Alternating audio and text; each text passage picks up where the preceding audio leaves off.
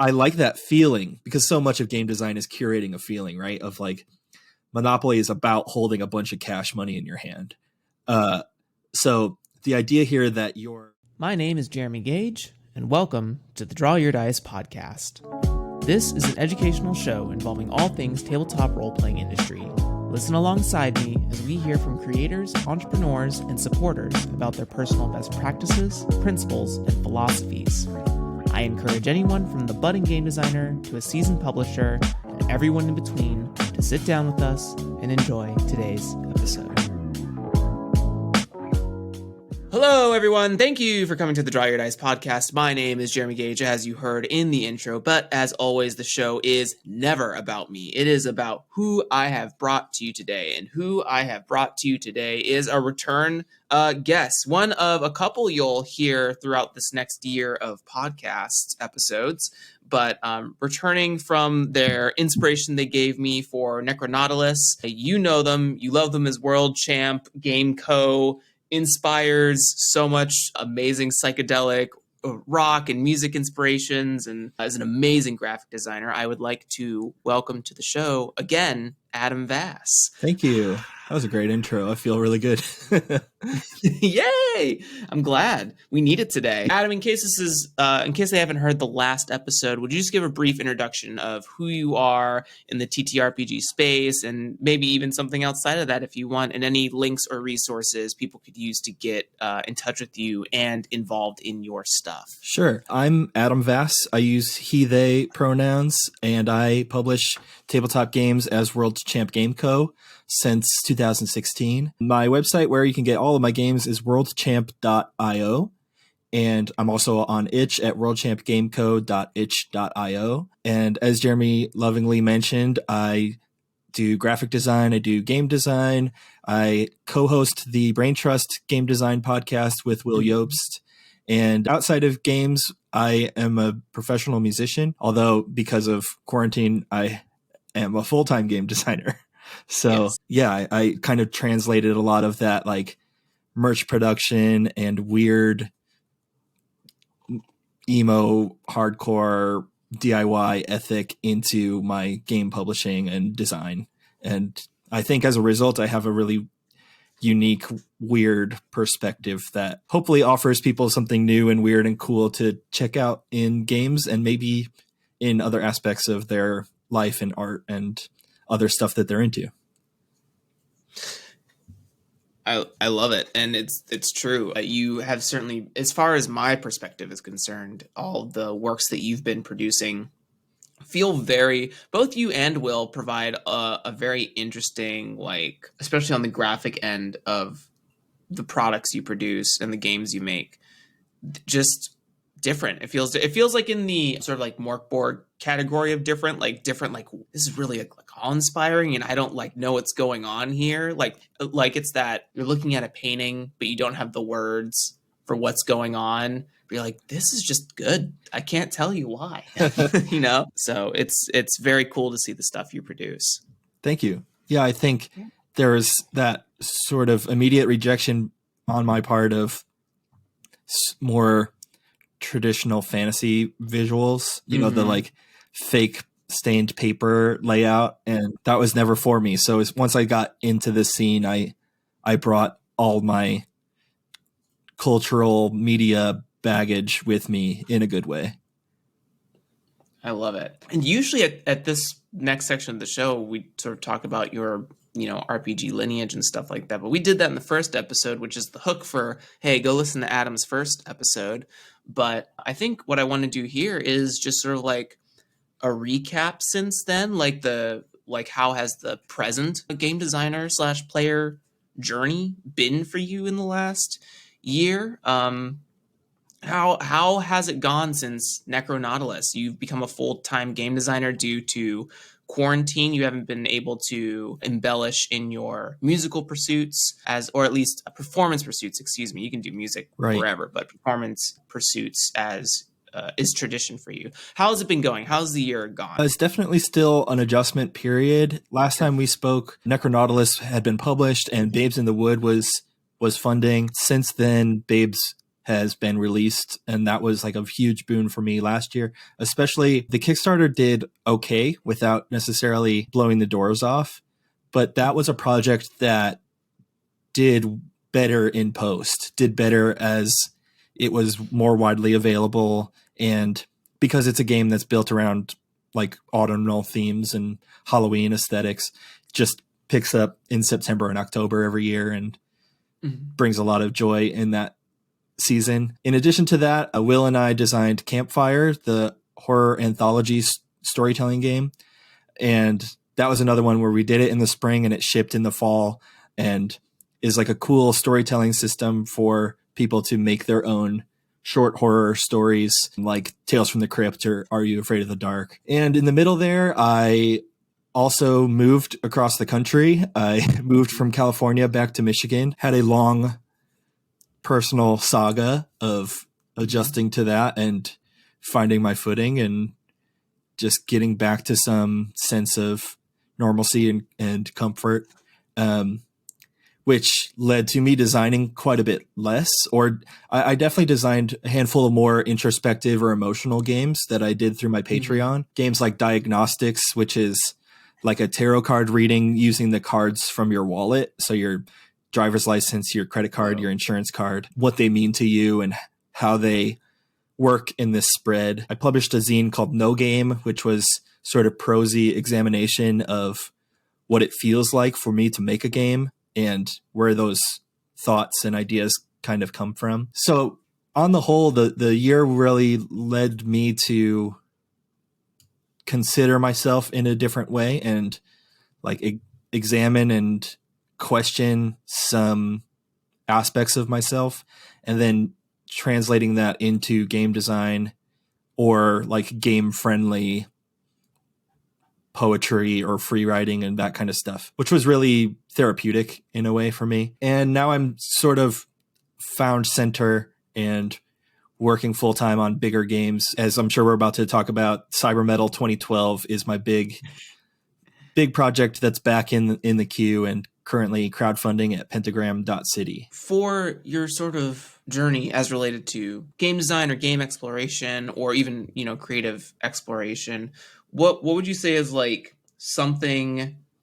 that you potentially learned about yourself over this last year as it relates to being a game designer? I don't want to I'm specifying it that way because I don't want to poke at anything that is of personal matter to you. Sure. So I don't want you to be like, what was a personal life lesson you learned? Right. So was there anything that sort of like appeared as a boon for you over the last year and really kind of changed your scope of creation? Yeah. I mean, I think specifically with Diagnostics and No Game, they taught me that I can still make projects that are arguably self-indulgent, that are like really for me, and I just happen to print some and people care and find some connectivity in there.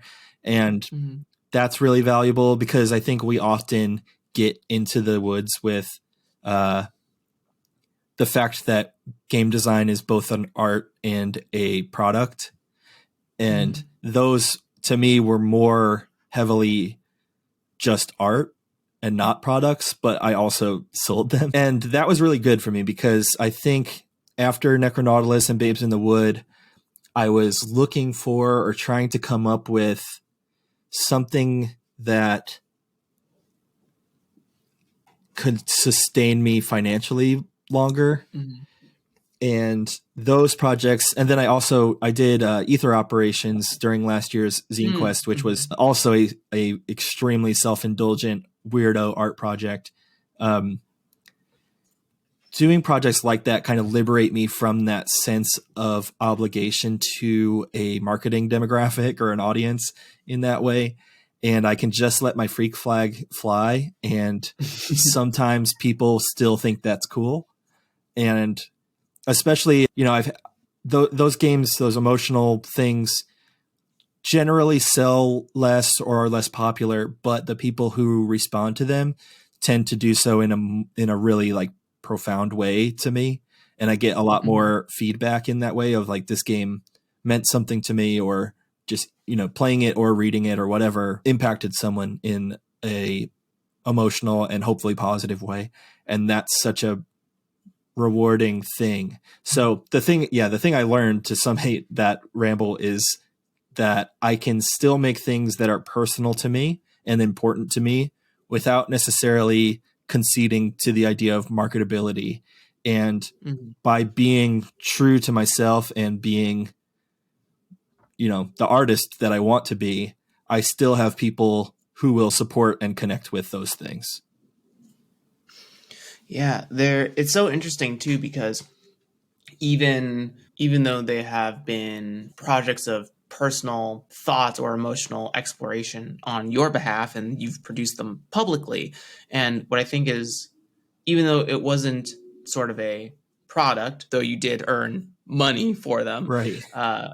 I also, there's this kind of trite slogan that always sticks with me from marketing books I used to read, and it's always like, you only really need 100 true fans. And like, I forget the person who said that, but the idea is that like, if you get 100 people who will be willing to spend like $100 a month on your stuff, then you're set for life. Like, if the people who just like love who you are and what you do or what you're producing, and no questions asked, will like consume your whatever it is.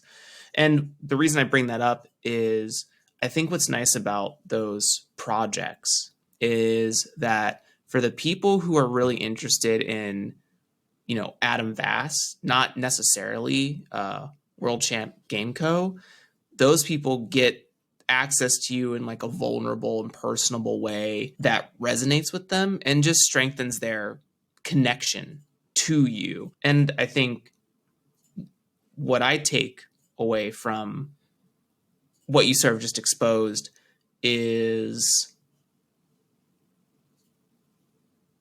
it's okay to engage on that level, because those connections are going to last you a long time. Like, they'll go beyond dollars in some ways too. It'll be, I'm down on my luck today. I need to learn this thing. I need to connect with someone about this thing. Like, you've potentially formed new relationships or new friendships with people. You also get an opportunity to like learn about your audience and the things they resonate with beyond like, how do they resonate monetarily? They can also resonate in ways that, just connect you as human beings, which I think is really cool. And I think it's important to recognize that there is a double-edged sword of, when you put yourself out there personally and expose yourself vulnerably, the internet can be a dangerous place for that, but it's also a beautiful place for that, because you don't know who you're potentially helping. It's just unfortunate that the positive versions of that are a little bit more scarce than the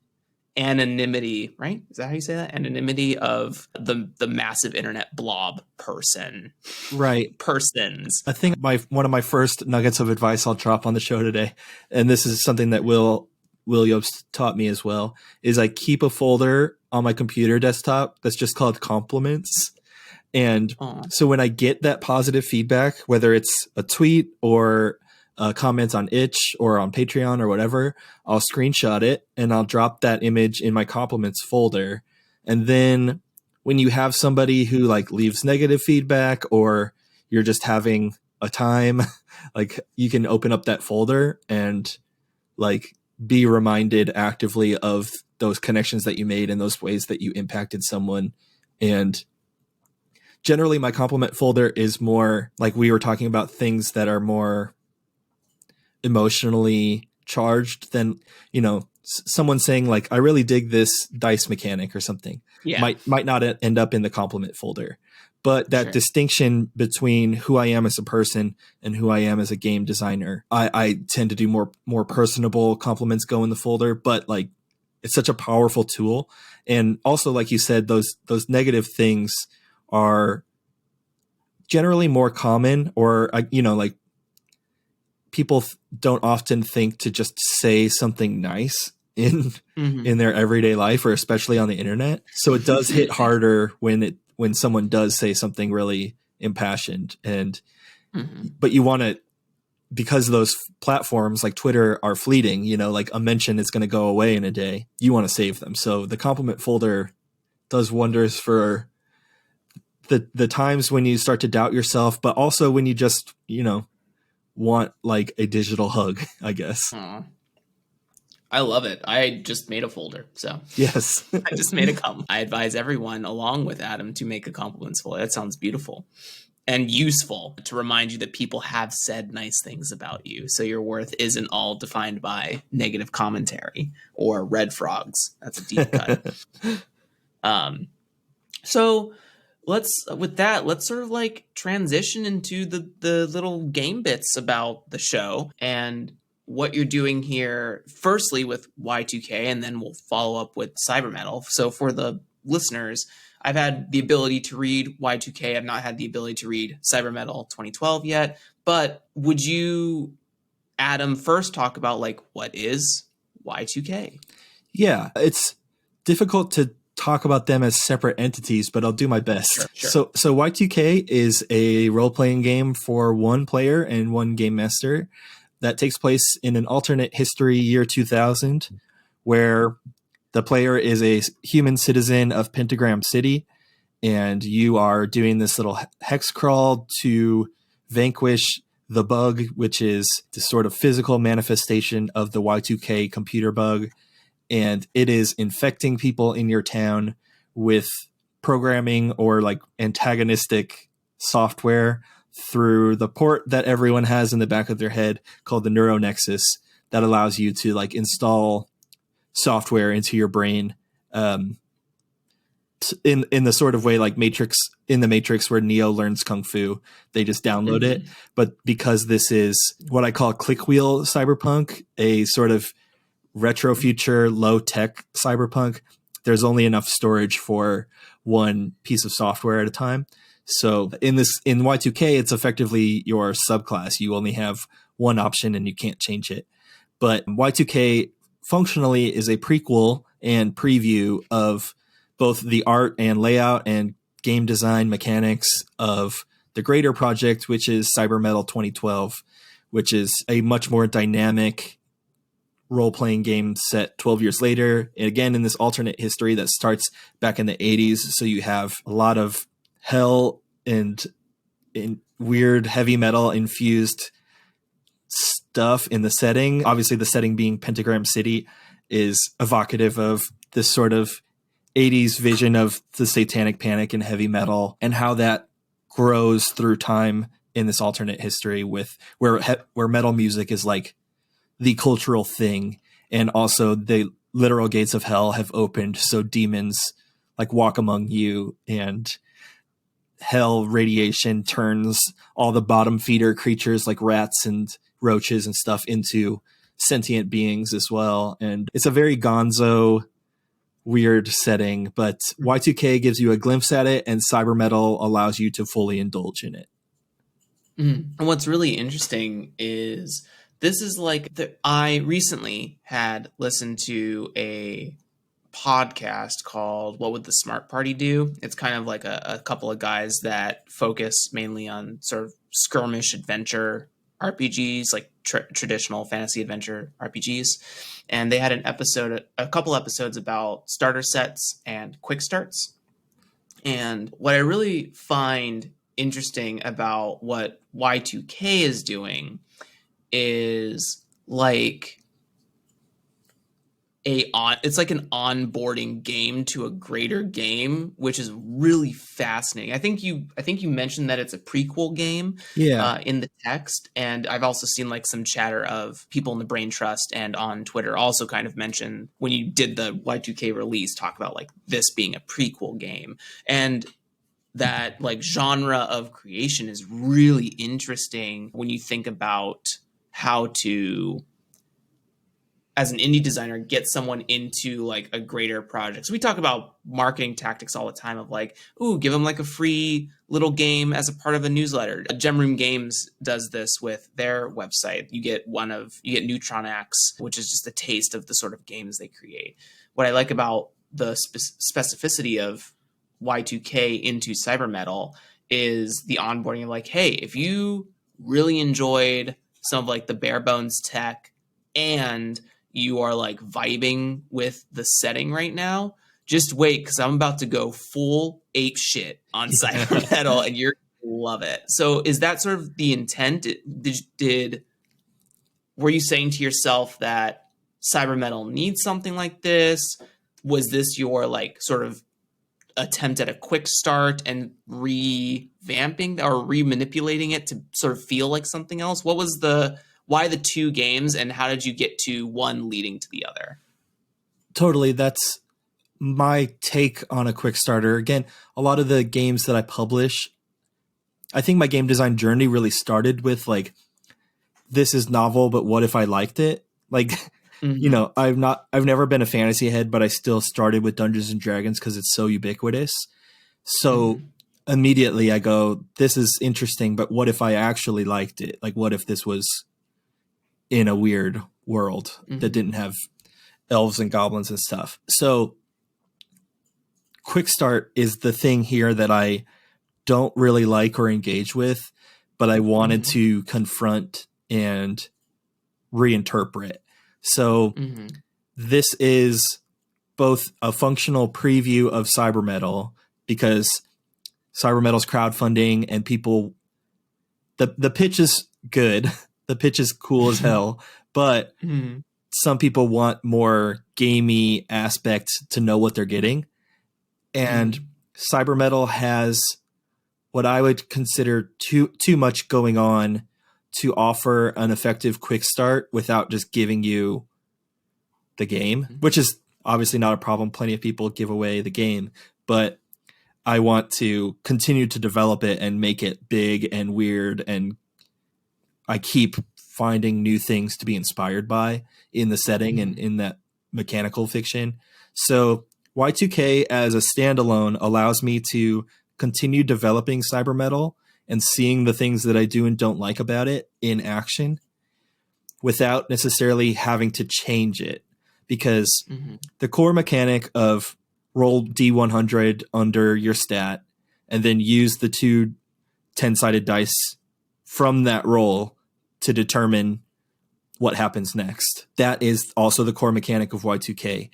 But I needed to trim a lot of the character options. I needed to trim a lot of the like faction kind of like setting stuff. Also, Y2K takes place in Pentagram City, which is the same setting, but it specifically only occurs in what's called the Wired District, which is like a part of the city that they built up during the 90s in anticipation to be like a tech stronghold as this Mm-hmm. sort of city planning ideal for the future to prepare for like a digital age that doesn't quite appear in the way that they hoped. So it Mm-hmm. allows me to give more of a bullet point introduction to both the mechanics and setting while almost keeping it in isolation from the real project in case the Mm-hmm. real project wants to change more. And in addition to that, both of these games are the first endeavors into this idea that I had called the Death Agent role playing timeline series.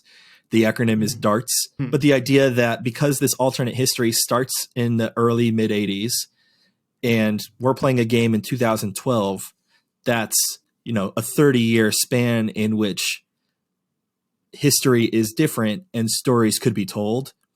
So I want to continue developing unique games within that. Mm-hmm. Last year on Spencer Campbell's Twitch channel, sort of live designing with him a powered by Lumen game called Hell War 1991 that is this setting in 1991 when the forces of hell were like invading the earth and we have like ground combat, and that was really fun and exciting, but that's one story or a handful of stories in a particular era along a 30 plus year timeline.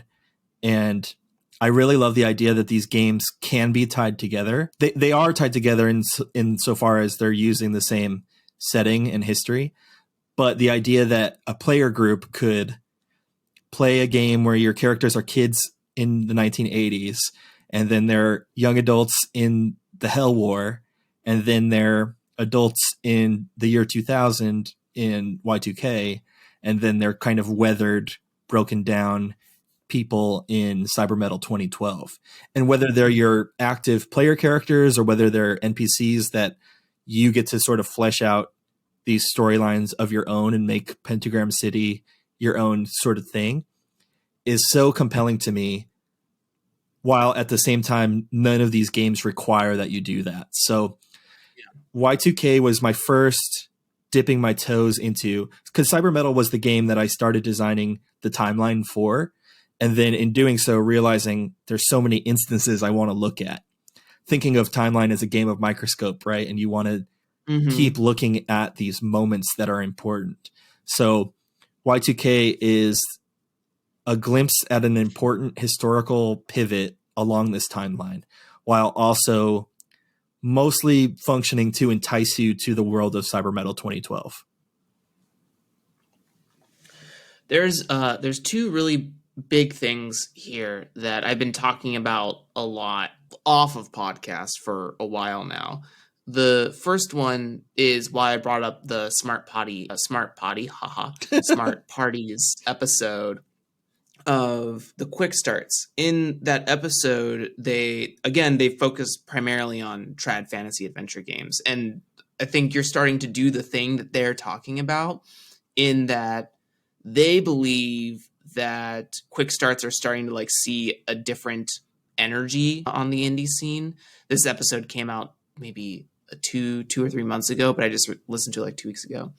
And they were talking about how a lot of quick starts are either half or all of the core rules for like character creation and making your own dungeons and creating your own monsters.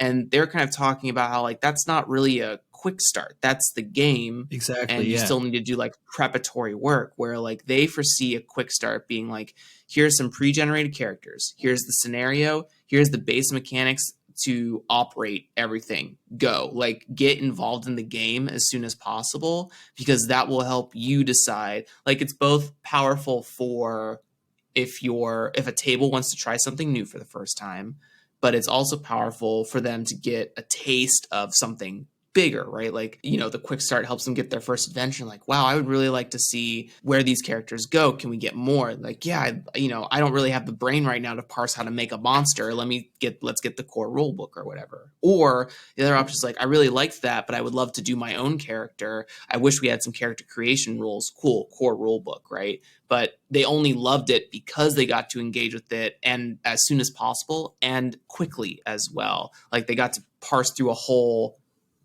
style of play before they asked like, oh, could we do more, right? They got to eat before they said we'll come back to the restaurant again. which is really cool. And Y2K is definitely doing that. And the second thing that is huge is sort of your legacy concept of like generational play, but having games that engage in that, as you said, pivot moment directly. And a couple I think Vidya Valetti has sort of a concept going on where you play like Lady Bluebird into, or no, is it The King is Dead, Lady Bluebird, something, and then For the Queen. Like, you parse those 4 games and you can sort of like make a cyclical generational game out of that, because at the end of like For the Queen, the king dies, and then you go back into The King is Dead, so you can keep playing like characters through those series of games. And so I love your thought process of looking at a setting and looking at the fiction of it and saying like, this 30-year span, or even if it grows into more, is really interesting. And there are like really cool, crucial moments that elicit different genres, right? Like war against the demons, engaging with the change of technology, like a pivot moment of industrialization or whatever that looks like, retro tech, and then engaging in cyber metal 2012, like the full realization of that Y2K moment later. So those two big ideas are really huge for what I'm thinking about for my own personal game design. And I love it. I think you're hitting on, and I have to ask, have you ever listened to What Does the Smart Party Do? No, I never heard of it before. Great. Perfect. The reason I just asked that is because you're doing the quick start thing that even I agree. I think quick start should be a quick start, not half the game, like half the Right. creation preparatory rules.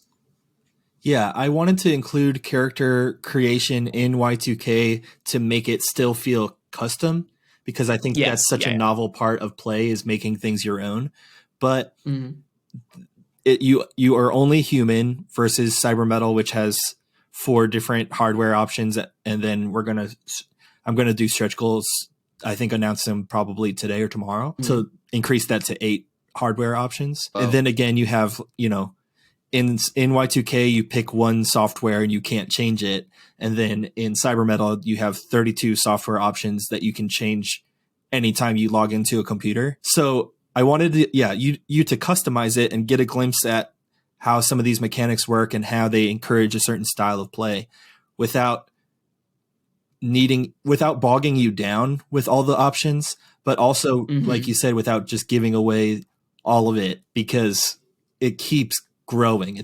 And I think that's the other thing with the timeline is, as I continue to explore it in game design and in research and in just like thinking about it, it continues to present me with interesting choices.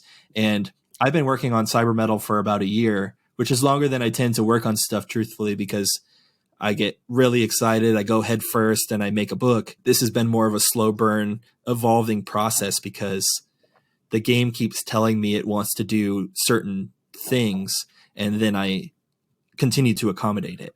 And part of that is Mhm. setting and part of it's mechanics. And obviously those two things are not distinct. They affect one another as well. So Y2K is also to me an ability to say, like, this is something functional and complete, and I can Mhm. move away from it and continue to be inspired by it without needing to dig really further into it and allow for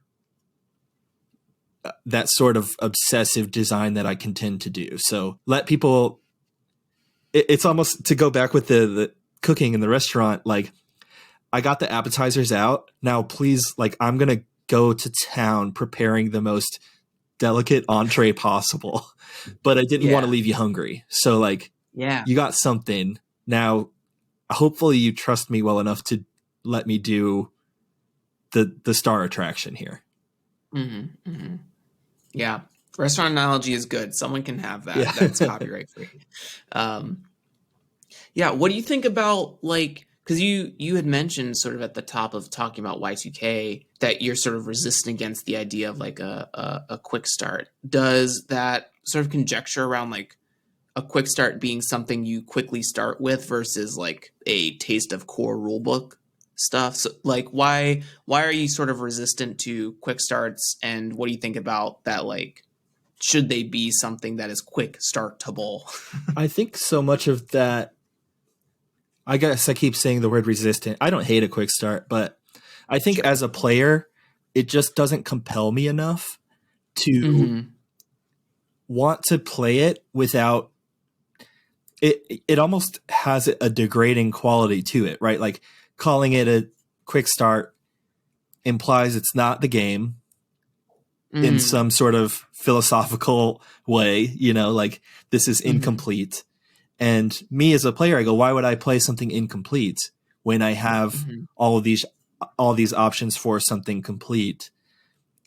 Even if that thing is appealing to me, I would rather personally just wait to have the real thing. But Mhm. I am lucky that I have a group of players in my community that are down to play whatever. So we can jump between systems and try a bunch of stuff out. And I'm also privileged that I can collect these books as art objects and, air quotes, research for my own design without necessarily needing them to be play items, right? Like, I can justify buying a book and never playing it. So Mhm. the notion, I think a quick start is specifically functional for players who are pickier than I am, and Mhm. that is a great group of people. That's like that's a lot of people, and it serves an important function in gaming, but Mhm. it doesn't appeal to me personally. And I think to sort of put a nice bow on it, what we were talking about earlier in the last year of what I've learned is I'm making stuff for me and I'm excited that other people care. And I wouldn't make a quick start for one of my games because I don't play quick starts for other games.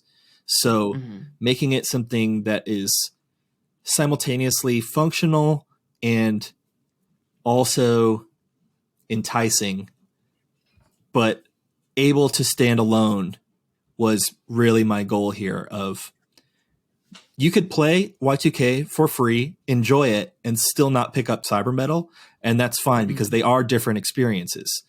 But the goal here as me as a designer and a marketer is like to give you enough to know that this is my jam and I'm going to treat you well when we get to the real thing, air quotes, real thing. I do think Y2K is a real thing. And that's also like tripping over my language a little bit with the way I talk about it. Because again, I think a quick start can be diminutive and I don't want to be diminutive in the way that I treat Y2K. But yeah, to sum that up, Y2K is functional for me as both a setting preview and a game preview. That if that's all it was, if my campaign manages to not fund and I just have released a cool free standalone game, that's not a loss. That's still kind of cool. So I think it functions well as its own thing. I super agree with you. I definitely am on the side of like a quote unquote quick start does feel detractive in some ways because I mean, for me, I've been a gamer that has been like, ooh, this is the quick start. This is cool. Now I want the whole, like, I'm the consumer that like is enticed by like getting the taste of the quick start, then leading to the bigger thing. That has worked on me.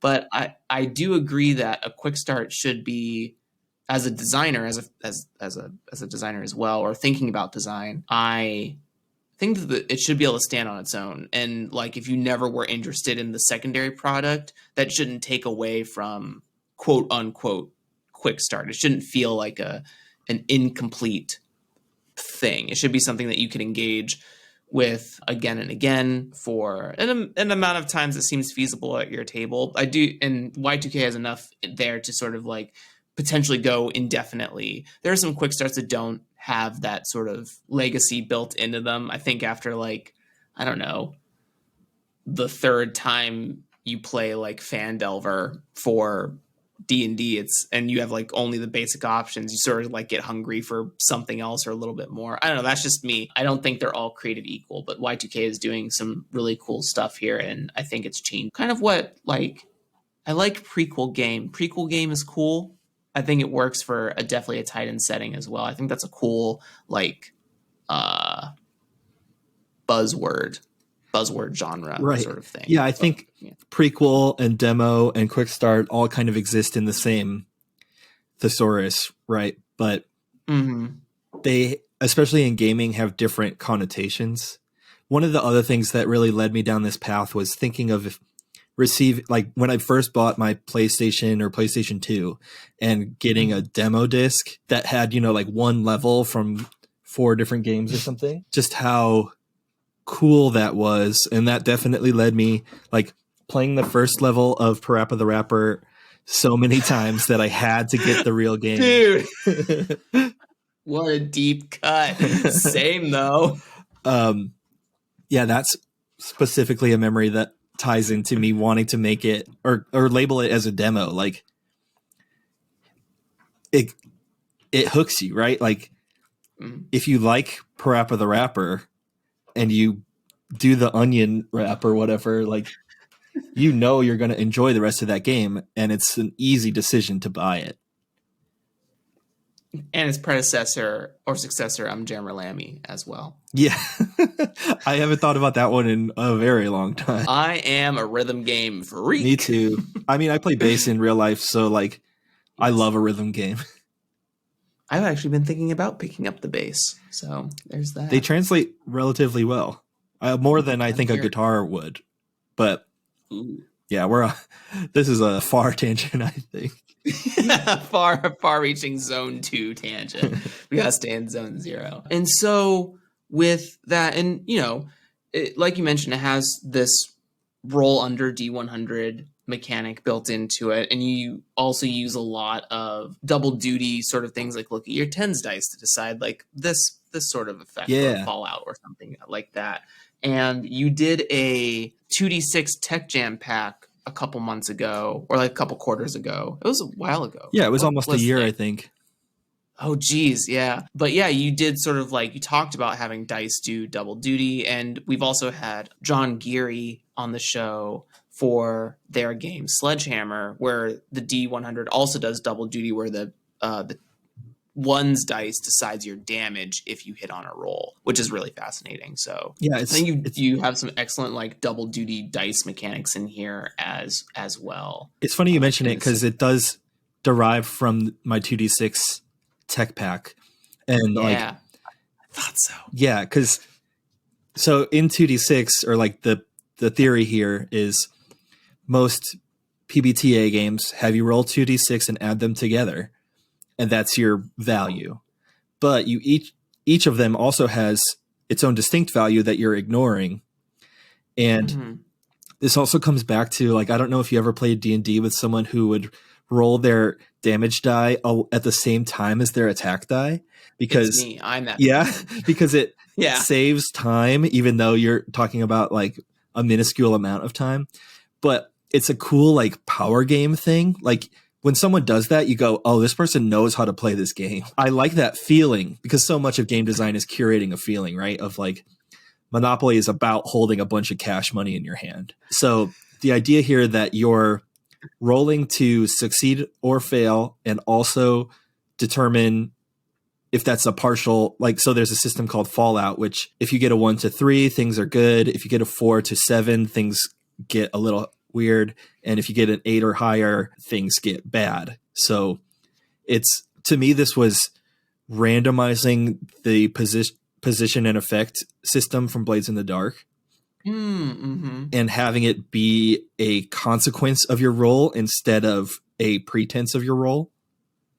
So you have one of your die do that, and then the other one is how much damage you either incur by failing or do by succeeding. So interesting. And because it's a roll under system, say you have 50% to hit. You're like, your skill to hit is 50 or whatever. So if you roll a 19, that's great. You succeed. You have one die that's very low and one that's very high.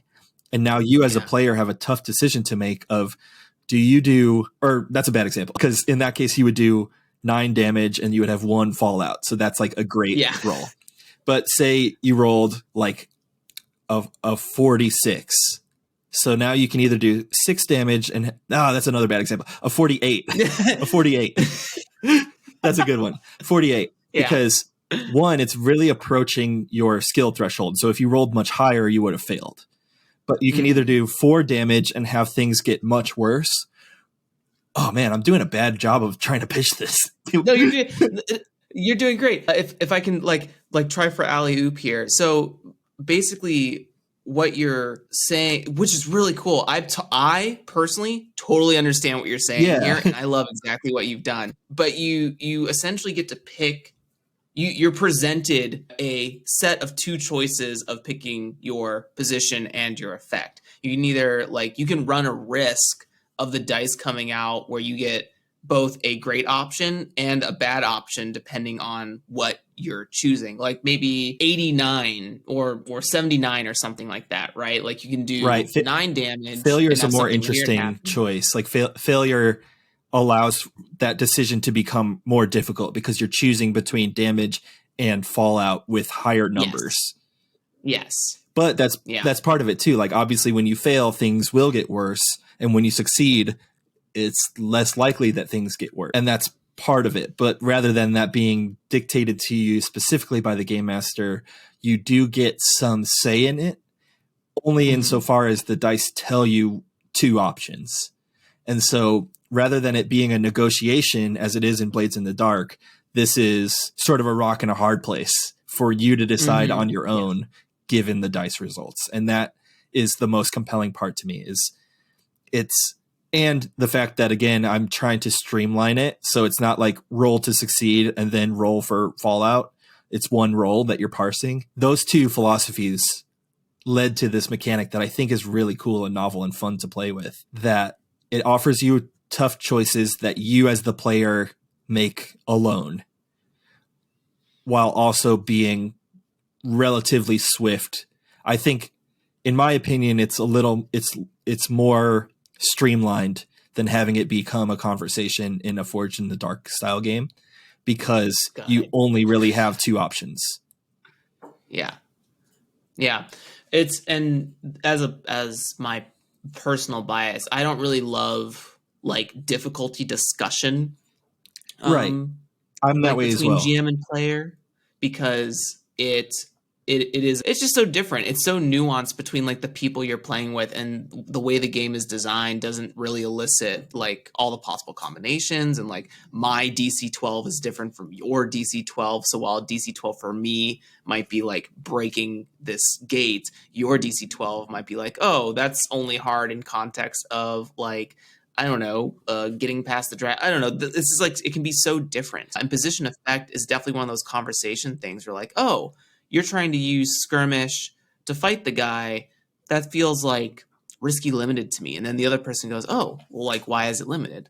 Because of XYZ. Oh, well then, okay, I'll switch my action. And like that, like really starts to like, that adds up over time, right? Like, and it takes you out because you're no longer engaging with the setting, which is to me the most novel part of cyber metal.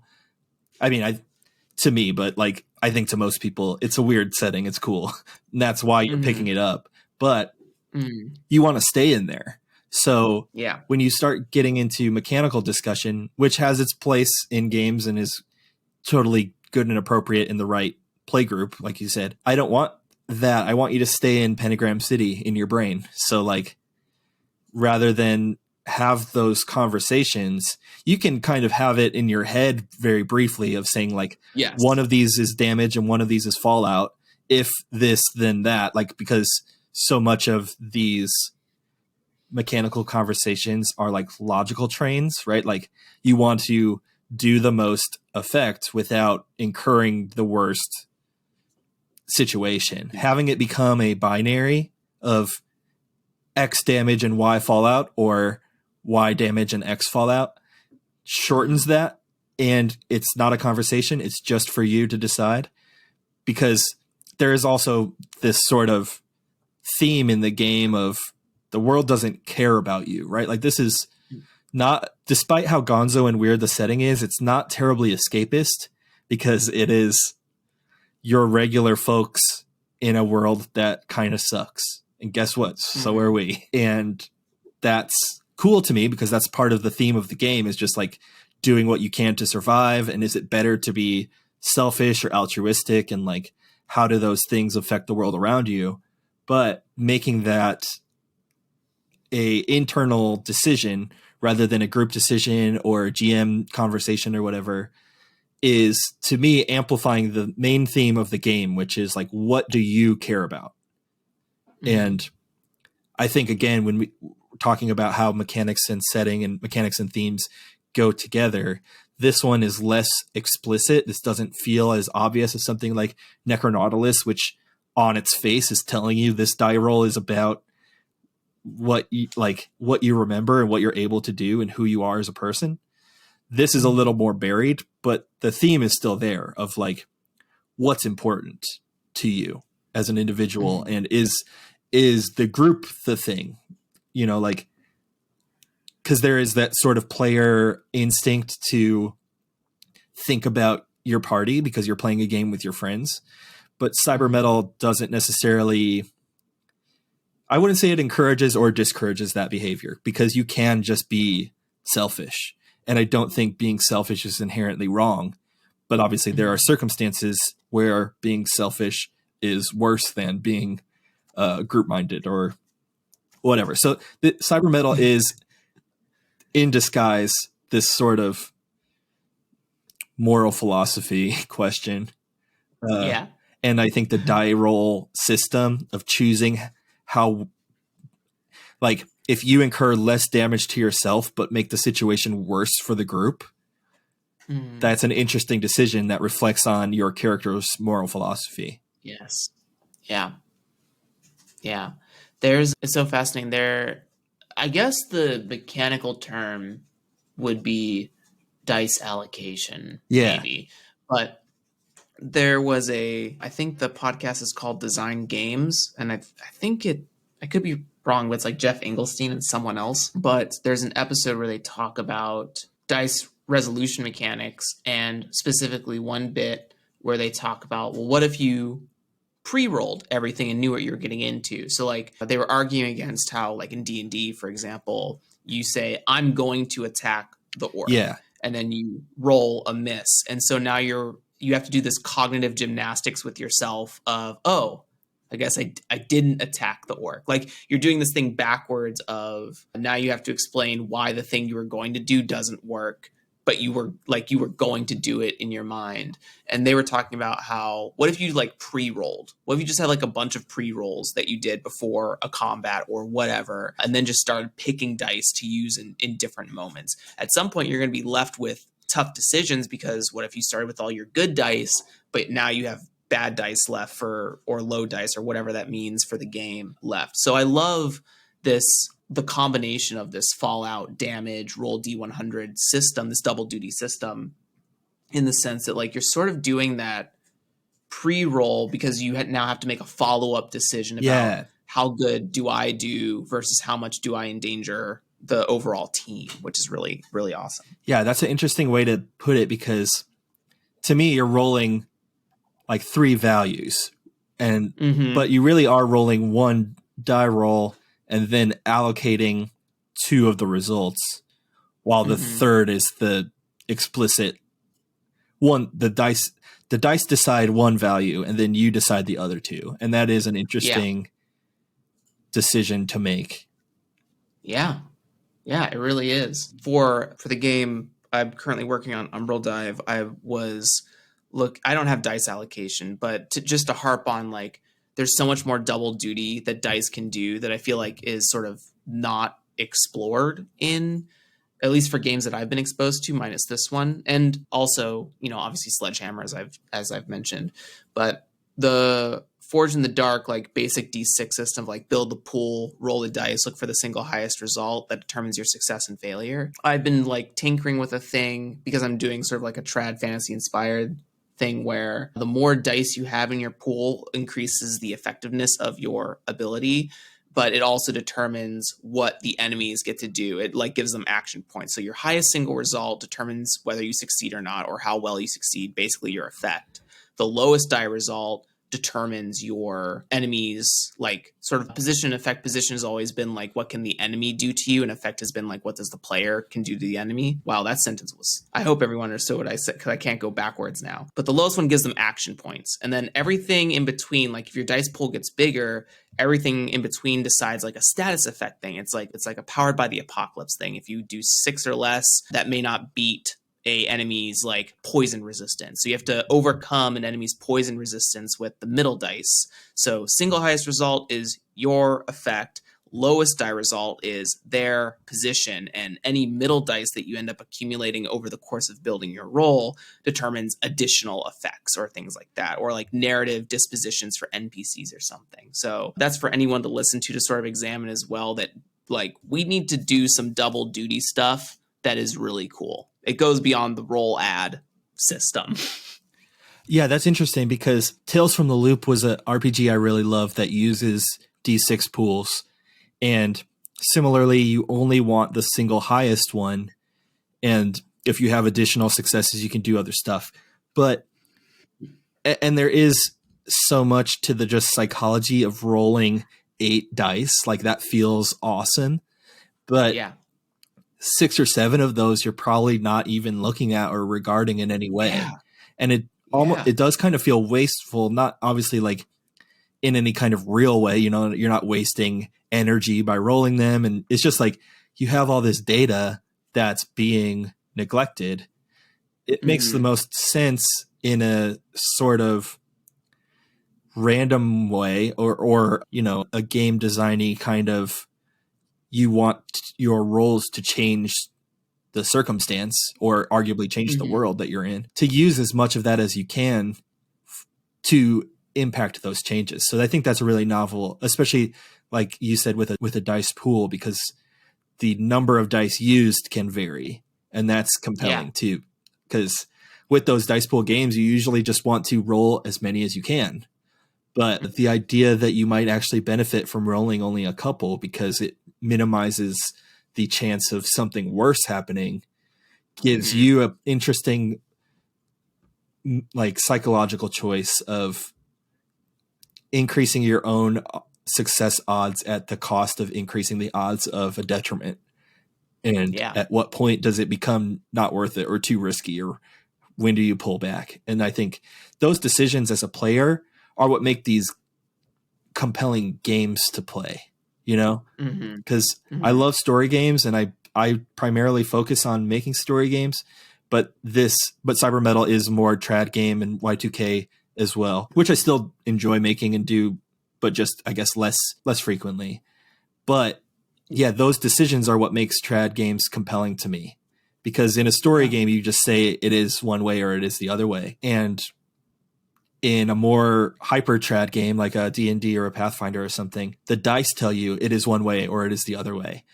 And then I think we're exploring a really interesting middle ground where that becomes a choice that you're not entirely in control of, but you still get to use in your own desired fashion. And so it does kind of scratch this itch in between the two to me of interesting decisions that you as a player get to make that are going to change the world, that the dice influence you without dictating specifically exactly what is true. Yeah, it's the offering. It's like the game has offered these choices to you. You may now pick from these, instead of like the game has decided or you have decided. You sort of have like worked together. Yeah, I think that's interesting. And I think even, the way that you put that, the game being almost an autonomous entity in that conversation, right? The game master, the other players, and the game itself are all having this conversation. It's alive. It is. And it affects the decisions that you make and the decisions that you're able to make. That's what rules are. So I think that's really interesting and compelling, and something a lot of designers, players definitely probably don't think about this, but I think some designers do, and more designers could, that your game is part of this conversation. The rules that you write, the random tables, the dice themselves, or the cards, or whatever systems you're using, are part of the conversation. Because you always read what is an RPG? It's a conversation between players to tell a story. But one of those players is the game itself. Yes, I agree. It's a weird sort of philosophical stretch to get there, but the game is communicating with you, and I think that's fascinating. And I think that's I'm definitely on a spiral now, but one of the coolest things of being a game designer is I'm having this conversation with the players without being there. I'm programming almost my own behavior. So something like ether operations, where I can say, the bone manipulator enters the meat realm and rolls D6. I'm like, that's a cool sentence that I made up, and I'm not physically saying it with my mouth, but the text of the game is saying it, and it is affecting the way that you interact with it. And that's super cool. I become this sort of ghostly conversation member in all of the conversations that are the games that are being played that I designed. The ghost AI simulator. Good. It's good. I think sort of the last transition here, I want to give you an opportunity before we close out the show here to talk a little bit more about Cyber Metal 2012 and sort of how has the Kickstarter experience like launch sort of gone for you so far, and what can we look forward to at the games? Like, what is the pie in the sky completion version of Cyber Metal 2012? Yeah. So one interesting thing I'll note firstly is that the game's actually not on Kickstarter. It's on GameFound. Oh, I'm so sorry. Oh, it's totally okay, because I think this is a new part of the conversation that people haven't really said before. Like Tony Vasinda's campaign for Down We Go was the only other role-playing game, or there was also Vast Grimm, that's sort of sci-fi Morkborg hack, but GameFound is not necessarily a role-playing game platform, and so it's a new thing to talk about. But anyway, and I'm resisting becoming an advocate or a poster child for this format, but a lot of people are curious, and once my campaign is over, I'll have more insight on how that is. But effectively, GameFound is exactly like Kickstarter. It's just different. It's just not Kickstarter. It's something else. Woo! Every time I talk about it, I feel like I'm walking into a landmine. Like, no. It's first of all, it's my fault for going on autopilot and saying Kickstarter to start. So I open the doors here, and only feel free to engage with as much as you feel comfortable. Yeah. And all on this show, I make it important that every version is heard, and whether a listener agrees or disagrees with something is on the listener. It's not on you. It's not on me. And we talk about it. Like have the conversation is part of why the show exists. Right. So don't feel afraid like there's any judgment coming from my end. No, totally. I guess I'll summate it and say, like, I'm wary of GameFound and I'm on it. And I think people are kind of holding it on a pedestal as a Kickstarter alternative. And I think there's still a lot of time and other factors that will determine whether that is true or not. So I think people should just yellow light it instead of green light it. Sure. But anyway, so I'm crowdfunding Cyber Metal, and it's going okay. It's certainly not doing what I wanted it to do, truthfully, but it's also not a failure, despite what I said crying in the coffee shop bathroom just 2 days ago. And it is, like I said, all of me in a project. It is weird graphics that I'm drawing with ink on paper and scanning in, which to me was a funny subversion of cyberpunk aesthetic of everything being digital and neon. Like, I'm doing traditional media art for it. Yeah. And which is also like so satisfying to me to get back to kind of experimental media, like using charcoal for the first time in 12 years and getting ink just all over the desk and really thriving in this artsy mess. And, it's heavy metal. There's demons, there's Satan, there's rat people, there's roach people. It's awesome and weird, but the game, the campaign is also for Y2K in print, so you can get Y2K as a zine, and also a third book called SSD, which stands for Symbolic Skin Designs. There's a system in Cyber Metal where your character has a mark, and you roll D10 to figure out what the mark is, if it's a tattoo, or if it's a brand, or a scar, or a birthmark, or whatever.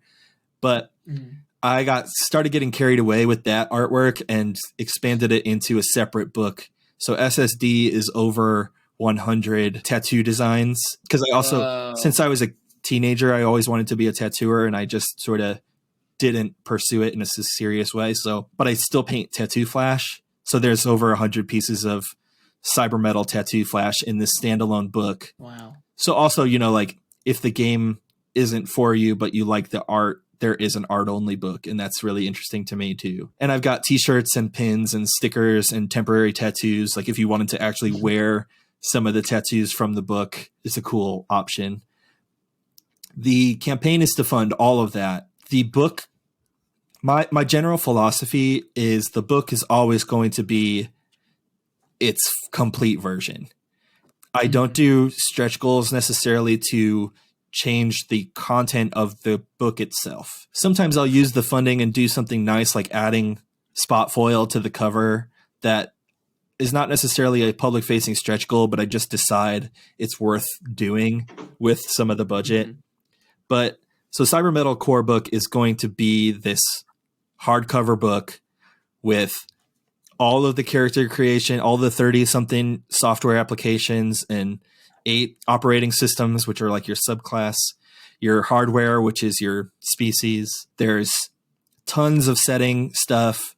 Obviously, I'm going with this alternate timeline, so there's a lot to explain. So you'll have a whole spread on why there's no money and people trade blood instead.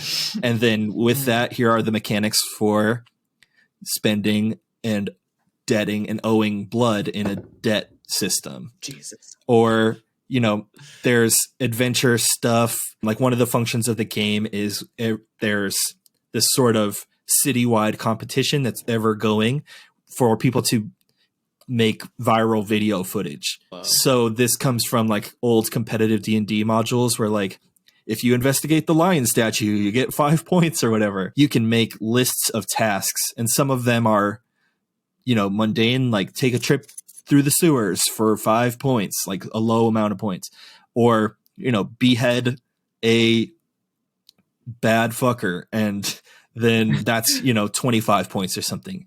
And then you have these like weekly standings, which also, just as a sort of side note that's compelling to me, is it allows for seasons in the way that a game like Fortnite or something would, of like, yeah, oh, this July we're celebrating our independence from America, Pentagram City as this autonomous nation. So we're doing a special video nasty competition that is about explosives. Like you can do little modules that are based on seasonal events, and that's really cool to me. Mm-hmm. But yeah, the core book has all that. The core book has factions and how faction play works and how it affects the city. There's tons of character stuff. There's tons of setting stuff, lore stuff, and then obviously tons of artwork and weird illustrations and ink and texture and wildness. So it will be like a compelling art object as well. So that's the campaign. The campaign's really for the core book because Y2K is done and SSD will be done by the time the campaign's over, because Flash is sort of something I draw in my downtime. So it's coming along really fast. The core book creation and completion is what the campaign is funding.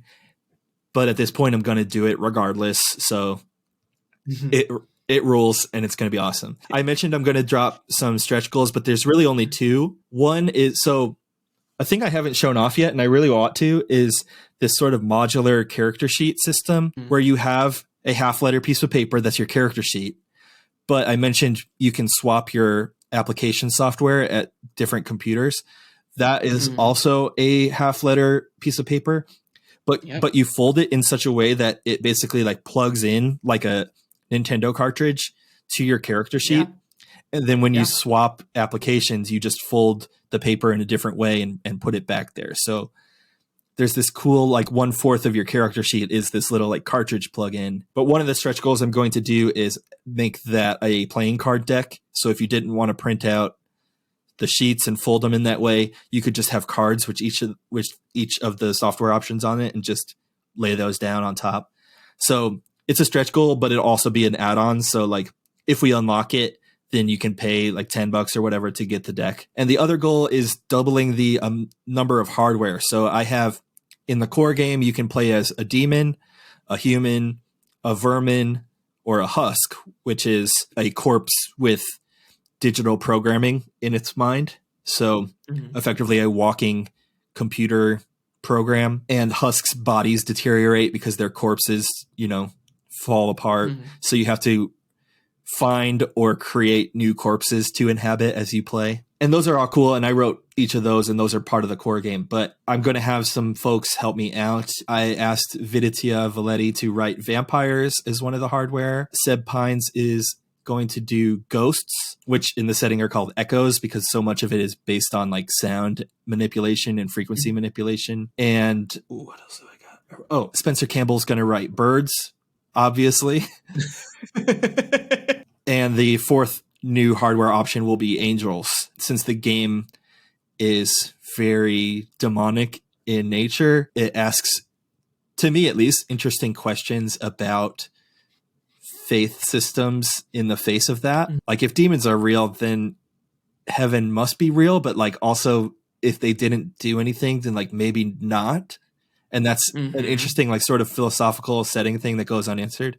But the idea that there are these like spiritual beings that I think will be called angels, whether that's what they are or not, that'll be the fourth expansion hardware and the eighth overall hardware, which makes like thousands of, I think it squares the number of character options that are available.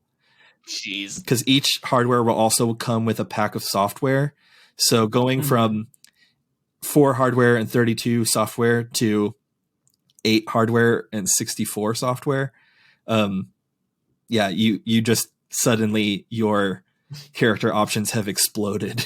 And that's not even including the 8 operating system like subclasses too. So you're looking at a lot of options. Yeah.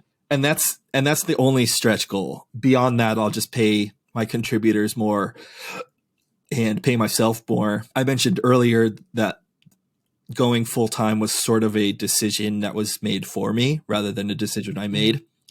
It's almost like I rolled a mixed success and I had to allocate one of the dice to my work. Full circle, baby.